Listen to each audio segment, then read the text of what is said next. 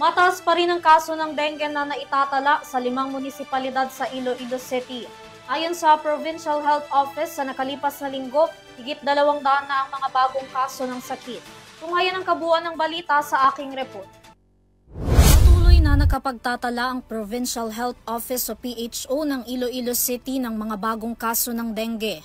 Batay sa pinakahuling ulat ng lungsod sa nakalipas na 7 araw, 287 mga kaso ng sakit ang kanilang naitala.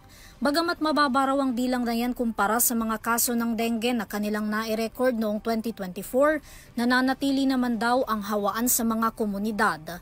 Naobserbahan din daw ng PHO ang clustering ng dengue sa 80 barangay sa lungsod. 5 munisipalidad naman ang nakapagtala ng pinakamataas na kaso ng dengue. Kabilang sa mga ito ang Oton na may 28 kaso, Haniway na may 21, Tigbawan na may 18 kaso, Barotac Viejo na may 16 na kaso at Pototan na may 10 kaso. Hinikayat naman ng Iloilo PHO na paigtingin ng mga nabanggit na munisipalidad at barangay ang kanilang control efforts, regular monitoring at community participation kabilang na ang pagpapatupad ng 4S strategy. Tuloy-tuloy naman daw na binabantayan ng lungsod ang mga apektadong lugar kasama ang rural health units, barangay health workers at local officials para pigilan ng clustering ng dengue. Para sa EuroTV News, Vanessa Cleofas, sumasaludo sa bawat Pilipino.